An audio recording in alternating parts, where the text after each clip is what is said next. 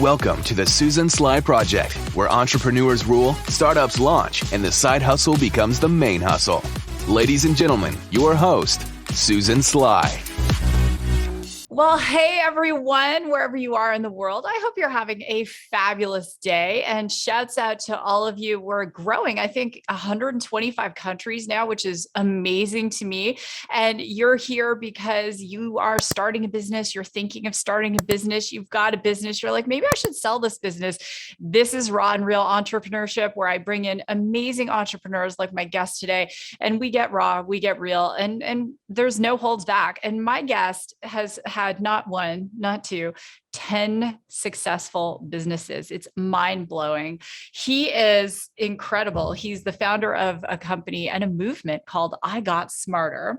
He was at one point a top commercial realtor, generating over $1 billion with a B dollars in transactions. And on top of it, he served in the military for the United States. So I'm so grateful. I love to showcase veterans. And lastly, I want to say he and I both share this. We grew up, our early beginnings were not so generous and grew up in abusive homes, and he has transcended the odds. And I am so grateful to have the author of The Unlucky Sperm Club here, Mr. Nelson Tressler. Nelson, thanks for being here. Hey, thanks for having me on, Susan. I appreciate it. Well, I want to ask this question. What was your first business? Sometimes we have kids listen. I've interviewed young entrepreneurs. I recently had two 12-year-old entrepreneurs I've interviewed this year. What was your first business? The first thing I did was my mom had ordered some thermometers. And so I took those thermometers and went door to door and just sold those thermometers for a profit. And I think I was probably 8 or 9 years old. And I just remember selling them and making a few bucks on each one of them and thinking that was, the best job in the world. That's really interesting, because a lot of kids wouldn't think, oh, my mom has these thermometers, I want to go sell them. What was the reason behind that? Was there something driving you to want to generate some revenue? Yeah, hunger, food in the fridge. I mean, we were like dirt poor, no food in the refrigerator poor growing up. So everything kind of at that age was just geared towards survival and whatever I could do to help. I mean, at a young age, I was the oldest in my family of 5 kids. And so I was definitely looked upon to kind of do my part in helping to provide for the family. So yeah, it was a matter of eating. Yeah, and that will definitely do it. Brandon Steiner is a great friend of mine. He's been a guest on the show, and that was how he started his first business. They were living in Brooklyn. They were on food stamps. His dad had passed, and he was the man of the house, I want to ask you this. When I was in my early childhood, I lived in an apartment complex, and it was subsidized housing. So when my mom would get her check, we had food. And it was great for a couple of days, and then we had nothing. Can you share, I guess, with the audience a memory you have, from being a child, maybe a memory of being hungry, or a memory, when did you first know that, your family was poor? Well, I've got quite the unique origin story. I mean, I can get into that a little bit to kind of give some background if you like. Yeah. My mom became pregnant with me when she was 15 years old. And while she was pregnant with me, her father, who was the local trash collector in a very small town, drove into the town square. There he spotted 2 police officers. He stuck a gun out the window and opened fire on those police officers, killing one and critically wounding another. And eventually my grandfather was captured and brought to stand trial, where he was facing the death penalty. And during my grandfather's trial, my mom got up and testified to the jury that the reason that her father had shot and killed that police officer was that the police officer had raped her, and she was now pregnant with his baby, who was me. And that's kind of how my life began in that small town. My mom's testimony worked. The first trial ended in a hung jury. However, my grandfather was tried again. The state took the death penalty off the table because of my mom's testimony. But eventually, my grandfather was found guilty and sentenced to life in prison without the possibility of parole, where he eventually spent the rest of his life, more than 40 years behind bars, leaving behind in this small town his family of 15 children, including my mom and now me, to kind of deal with the circumstances of what he had done. And it's hard enough being born to a 15-year-old mother who's dropped out of school in the 8th grade. But eventually, my mom would get married to a man who would become my stepfather. We quickly came to find out that he was an alcoholic and very physically and emotionally abusive to me and my mom on a daily basis. And, my mom and him had 4 children in quick succession. And because of the lifestyle that they were living, a lot of the basic needs of my siblings fell upon me as the oldest, from diaper changing to bottle feeding to even waking up in the middle of the night to put crying babies back to sleep. And my mom would rather me stay home from school and help her with the kids than to go to school. And I remember one day, at the end of 4th grade, you go into school and you're excited, the last day of school, you're thinking, okay, who do I have for 5th grade, or am I going to be in class with my buddies? And I looked down at my report card and I realized that I'm not moving on to 4th grade. I had straight Fs and I had flunked 4th grade. And it shouldn't have come to a surprise. I'd probably missed school 60 days that year because of staying home. But that's the way my life went until one day my stepfather was walking home drunk from a bar and somebody else was driving home drunk from that bar, and they ended up hitting and killing him. And as hard as my mom's life had been with him, losing my stepfather pretty much broke my mom. Like I said, she had dropped out of school in the 8th grade, never worked outside of the home. Here she is with 5 young children, has a 6-month-old baby at the time, and she cannot wrap her head around how she's going to care for us. And it's at this time that she decides that she's going to take her own life. And my mom attempts suicide. And fortunately, she wasn't successful. But when she did get out of the hospital after her suicide attempt, it was at that time that my family got split up. And I went to go live with my grandmother, who was the wife of the man who shot and killed the police officer. And that's kind of where my life took that first turn, because for the first time in my life, there was always food in the house. I didn't have to worry about my stepfather coming home and beating me or my mom or my siblings. And the survival kind of went out of it. And I started to reflect upon where my life was heading and what I was doing in my life. And that's when I started to kind of think about my future. Well, Nelson, thank you for your vulnerability and heart. And I had read about your stepfather being abusive, and the statistic in the United States, just to give everyone perspective, 3 out of 5 American women have been physically, sexually, emotionally abused. 2 out of 5 American men have been physically, sexually, emotionally abused. I think that number is probably higher. I have, men get abused too. Young boys get abused.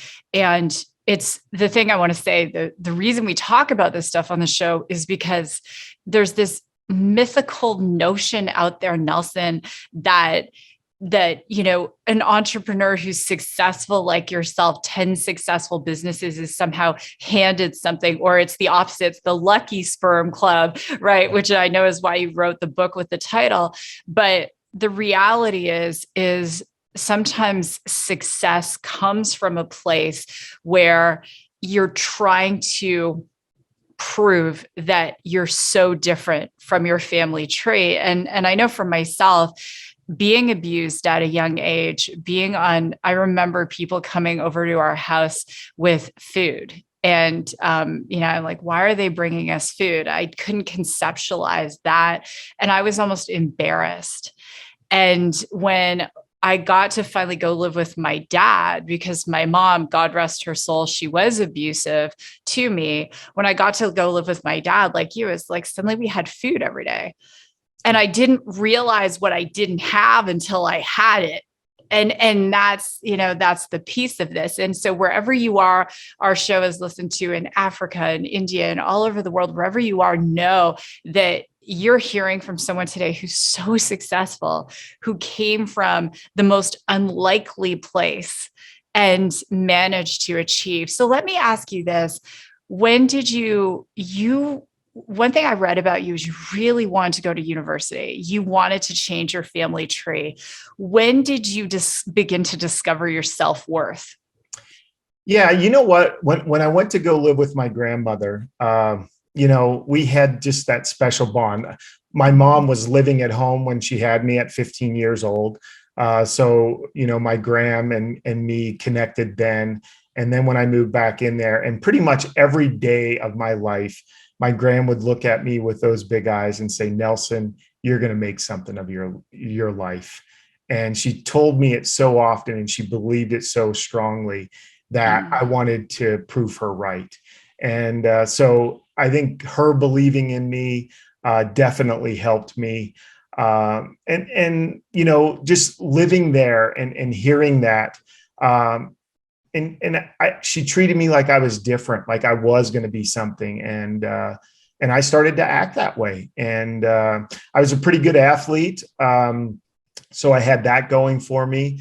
And I kind of, one day a counselor came to our school. I think I was in 7th or 8th grade. And they started talking about what you needed to do to get into college. And I remember starting to think of that, like, hey, what if I could go to college and get a college degree? That would be, after I got a college degree, life would be easy. That was what I was thinking. Now, of my mom's family, of those 15 kids, only 2 had ever graduated high school. None had even gone to college. And, here I am, I'm in special ed. I have dyslexia. I'd flunked the 4th grade. And quickly I start, hearing that negative self-talk in the back of my head saying, Nelson, who do you think you are? Like, you're going to be lucky to get graduate high school, let alone go to college. But, I saw where I was heading. I saw what was waiting for me if I just stayed on my path, and I didn't like it. I didn't want that for me. I didn't want it for my family. And so I'm like, you know what do I have to lose? So I started doing the things that I thought I needed to do to get into college. And it was hard, but eventually, it took me 12 years. It took 4 different universities. It took 4 years in the United States Air Force, but eventually I became that first person in my family to get a college degree. And that's when I realized, you know what? I can do hard things. I can do things that are going to take a lot of time, that are going to take a lot of effort, a lot of focus. And as long as I stick to something, I can do it, no matter what my shortcomings were, because I have tons of them. Like I still can, I still can't spell. I can read pretty well now. Words still kick me up where I have to really look at them. But I make it through just because I'm not willing to quit. I'm not willing to give up. And I think if you're not willing to quit or give up, you can never fail. And I think that's kind of my superpower at this stage of my life. That is a good superpower. And what I want to say to everyone watching and listening to is, if you know someone who's dyslexic, as I said, we have a lot of kids who listen to my show, probably because I have 5 kids and 2 grandkids. So it's like, if we try and keep it PG, that it is really hard. My son, Nelson, he is on the autism spectrum. He went to an amazing school. Shouts out to New Way Academy, where a lot of the kids have dyslexia. They didn't function well in a normal school system. And it's really, really hard. But we have computer programs for spelling now, and, no one's going to be able to spell in like 20 years. So it's all good. Right. I'm so glad to be born in this day and age, because if I wasn't, there's no way I could function doing the things that I was. So, I mean, I'm grateful to be born when I was. So the dyslexic kid who failed 4th grade goes on to write a book, found 10 businesses. It's amazing. You really, in all of the research I did on you, you have a very interesting approach to the concept of goals. And I think that, what I'm very curious about, and I'm sure the listeners are too, is, in your opinion, why are people so unsuccessful in achieving goals? I think there's a lot of reasons. I mean, I think one of them is that we set long-term goals, and then we don't really have those small little bite-sized pieces so that we can stay focused. And that's why I developed. It's called IGOTSMARTER, and it's an acronym for our program. I think another thing is that we don't take complete responsibility. The I in IGOTSMARTER lets us know that we need to be focused on that individual staring back at you in the mirror, because every goal that you achieve, you need to first become that individual that can achieve that goal. You need to become the person that can achieve that goal. And we're always working on ourselves. And I think that needs to be the number one thing all of us need to do, is work on ourselves each and every day. And that's how we're going to achieve our goals. And then, I think you need to really take those big, hairy, audacious goals. I mean, we definitely want those big goals, those long-term goals, but I think we need to break those down. And what we do in our program is we break those down into what we call 4-week sprints. And we all can kind of know where we're going to be in 4 weeks. And we even break those down further into, milestones that we're working on throughout the week. So I think you think about the last New Year's resolution that you set, typically within 2 weeks, definitely within 2 months, 95% of those New Year's resolutions have failed because there's no sense of urgency. It's like, oh, I'll have time to work on that, in February or March or June. And then, by that time you've forgotten about it. There's none of that urgency. When you set that 4-week sprint, you know where you have to be, and you're always working on it. But that's why I've developed IGOTSMARTER. Each one of those letters is something that's patching those holes and those shortcomings in goal setting and specifically goal achievement. Mm-hmm. Yeah, I love that. I want to ask you, because you mentioned about taking responsibility, right? Like this concept of radical responsibility. If it's meant to be, it's up to me. And I often will talk about, trending issues. And there's this, there's a lot of people saying that, people just aren't taking responsibility. I want to get your take on that. What's your sentiment on that? Right now in this time we're living in? I think we're all exactly where we choose to be. I'm exactly where I choose to be. You're exactly where you choose to be. I mean, are there like minute situations where maybe somebody isn't? Maybe, but I think for the most part, I'm where I choose to be. And you know what? I love that, because if I don't want to be here anymore, if I want to be somewhere else, all I have to do is choose to be somewhere else. And the way that I do that is by making different choices. If I'm not happy where I am financially, then I need to go out there and figure out, okay, what do I need to do to make more money? If I'm not where I'm at, want to be in my relationships, then I need to go out there. Maybe I need to get some knowledge on how to deal better in relationships, or maybe I need to put more effort or more focus in my relationships. But if you're not where you want to be in any particular area of your life, you get to choose to be somewhere different. And if that's a better place, then you get to choose that. And the worst thing that you can do is assign blame somewhere else, because now you've given away all that control. You can't do anything now. If it's someone else's fault, something else's fault, now all you can do is put your hands in your pocket and wait for someone else to change or something else to change. You've given away all that control. But when you realize that you have 100% responsibility for your success, now you're in control. And now if you want something to change, you're the one that's in control. You're the one that starts making those decisions. And then you're the one that's going to, covet that change. That's powerful. You are exactly where you've chosen to be. And, It's interesting that you say that, because I remember there was a point when I was in grade 3 and I did not want to live with my mother. And back in the 70s, the mom always got custody. So I decided I don't even know, Nelson, where I got the idea. I would stage a hunger strike. And I did. So I refused to eat or sleep. And my mother kept saying, eat, eat. I said, no, until you let me go and live with dad, I am not going to eat. I'm not going to sleep. And it took 3 days of striking. And she finally relented to let me go. And there I was, 7 years old, taking responsibility, saying, I have to do something to change this situation. And I think, in my opinion, the world we're living in today, we all need to, the student loan crisis, like, oh, the government's going to pay my student loans, like, pay your damn student loans, right? Like, don't go into debt, like, just be responsible, be a responsible human. Let me ask you this. You started 10 businesses, writing books, real estate, all these things you've done. At this stage in your career, what drives you? You know what? I want to help other people. I've gotten to that point in my life where, I've gotten the passive income. Like, I had this plan. I knew where I wanted to be before I hit 50 or when I hit 50, and I reached that. And, I remember selling one of my businesses and, for more money than I ever could have imagined. And I remember thinking, okay, what do I want to do with the rest of my life?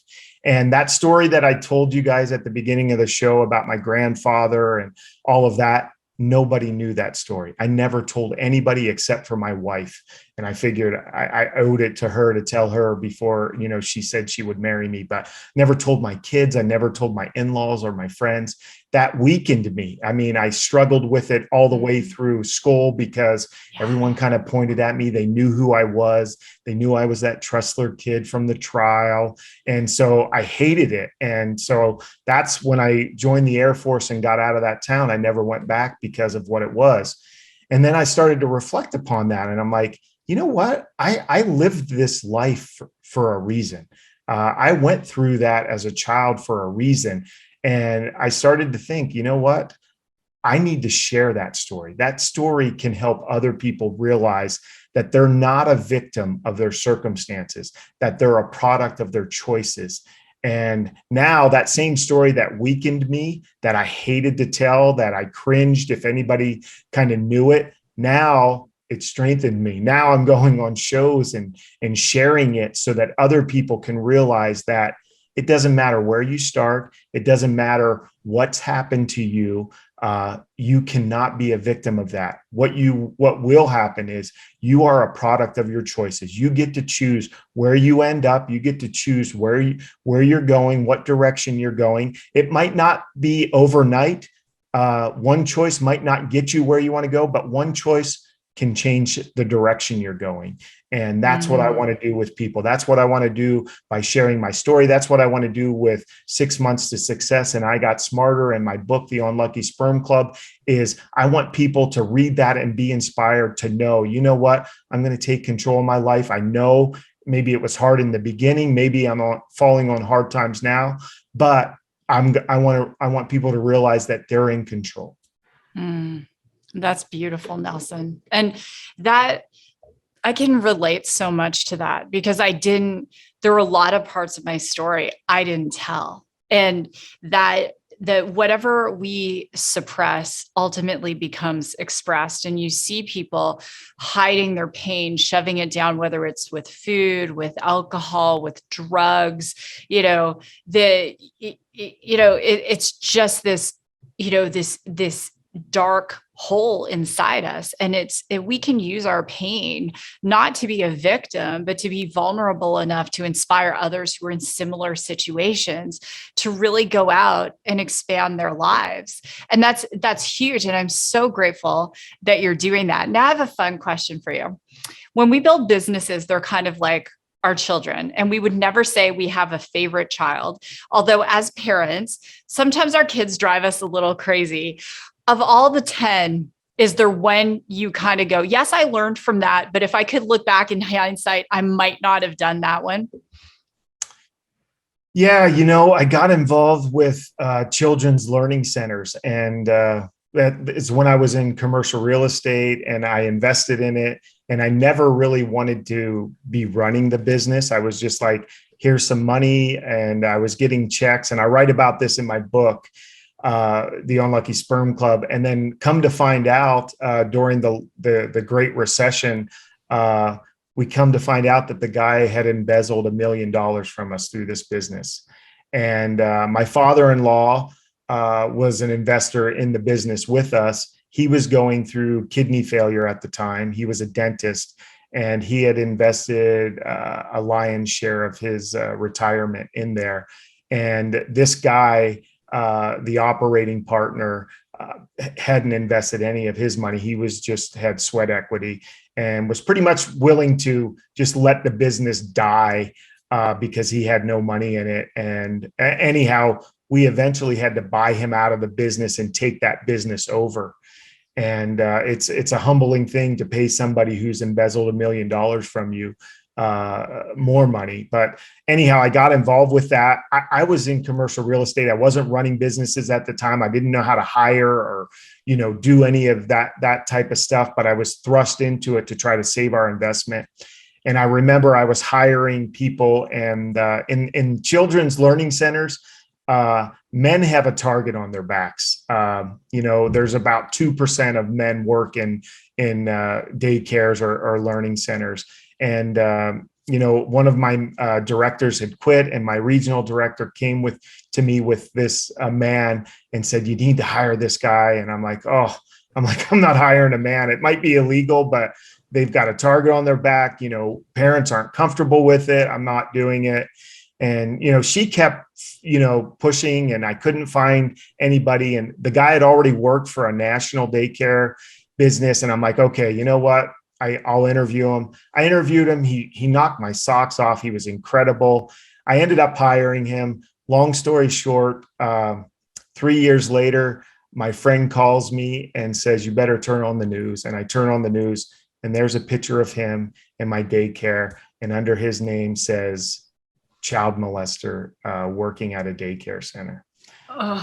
And, that's when I quickly found out that it's not a myth that you lose the use of your legs when you see something. And, so anyhow, and I talk about this in my book, The Unlucky Sperm Club. But yeah, that was one of the business. I didn't have a passion for it. I kind of was thrust into it. I didn't really know what I was doing at the time. And, that would be one that I definitely wouldn't want to do again and live through that. It was stressful on my family, on my marriage, on every aspect of my life, dealing with that and the guilt of hiring that man. So, but at the same time, you know what? I learned so much from it, and was able to recover from it and learn. So, but I wouldn't want to go through it again. I'd rather learn those lessons another way than I did. But yeah, that would be one I wouldn't do again.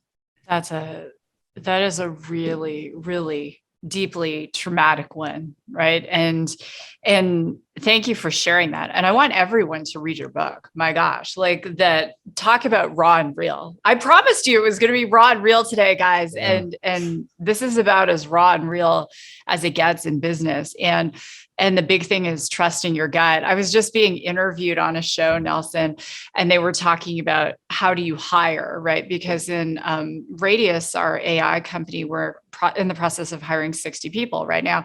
And I am glad that I'm former law enforcement, because there's a part of me.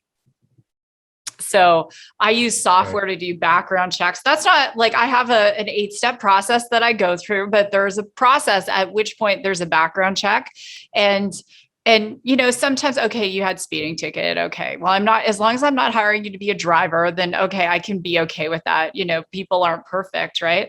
But it's that there's certain lessons that only come with time, right? That's why there's a difference between knowledge and wisdom. wisdom is the application of knowledge. So let me ask you this final question for you. And I want everyone to go to NelsonTressler.com. I want you to go, Nelson's book is everywhere. Like it's literally everywhere. So, wherever you like to buy books, go get The Unlucky Sperm Club. I know exactly, I'm going to give it as some gifts. Actually, I've got definitely some people to be buying that for. Nelson, you're this expert in the area of looking at achievement, right? And I've worked with a lot of, many of the people from The Secret. I know these guys. I've done speaking events with Tony Robbins, all these different people.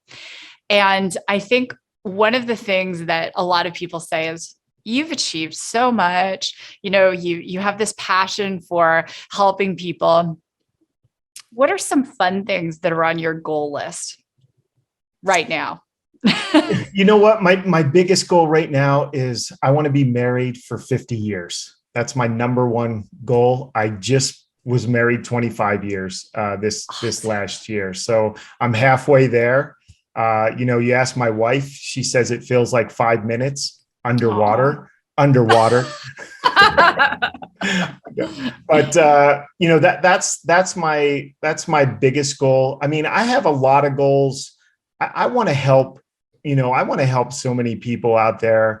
One of the great things as I've started this new business, my sons are in baseball and they're off becoming men themselves and doing things. And so I have 3 boys, and right now, my oldest 2 sons have graduated from high school and are off to college and doing those things. But I still have a son in high school, and we were at a baseball game one time, and a guy came up to me and he's like, "Hey, can I talk to you?" And I'm like, "Yeah." And he's like, our older sons played baseball together. And I'm like, yeah, I remember him. And he's like, I remember looking at you and your family and thinking you guys had it all together.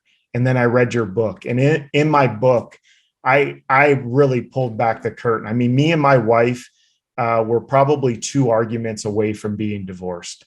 Yeah. And he's like, I read your book and I realized that, everybody has to work it out and everybody has trouble. And he's like, I went home after finishing that chapter and I started treating my wife better and realizing that everybody has trouble.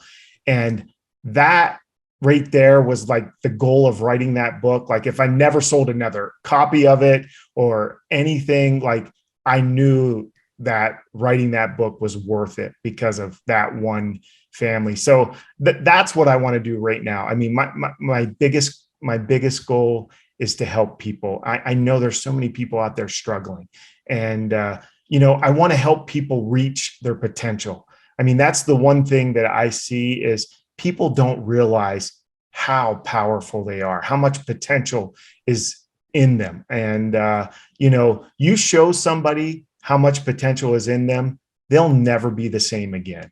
And that's what I want to do. I want people to see that potential, and then I want them to realize that they can reach it. And I want to be able to help them do that. Well, firstly, I love that goal. We've got a similar goal there, and I'm very transparent. My husband and I almost divorced, one day, we're so committed to health, right? Often people who've been unhealthy and they get healthy, they're very committed. And I said to my husband, every single day, Chris, we work out, we're not working out our marriage, right? A muscle only gets stronger under stress, and a marriage can get stronger under stress. We have to prioritize it. But the story of the couple who was married 75 years. I haven't heard that. Yeah. They were being interviewed, and the reporter said to the gal, he said, "What's the secret of being married 75 years?" And she's like, "Oh, when we got married, we went to Australia on our honeymoon. It was so beautiful." And she goes, "And 75 years later, I went back and picked him up." I'm not a joke teller, but that's my one joke I got. Well, Nelson, it's been an amazing honor to have you here. And guys, listen, if you're on YouTube, right, drop a comment below. Make sure I'm the one who it's not my staff, it's me. doing the comments on our YouTube channel. If you're on iTunes, Spotify, wherever you're listening, we'd love a 5-star review. Please share this. Here's who I want you to share this with. If there is a child, I know my son listens, a lot of his friends listen. If there's someone, a young person who's struggling with dyslexia, a learning challenge, they need to listen to this. Someone who's going through a tough time, a single parent, someone who's gone through poverty, someone who's lost a business, gone through a divorce, basically anyone who's had a challenge, going through a challenge, share this show with them. We would absolutely love it. Pick up a copy of Nelson Tressler's book, The Unlucky Sperm Club, best title ever. Right next to Brandon Steiner's You Gotta Have Balls. That's another good title. Anyway, Nelson, again, thanks for being here. I so appreciate you. And this has been another episode of Raw and Real Entrepreneurship with Susan Sly. Thanks, everyone. God bless, and we'll see you in the next episode.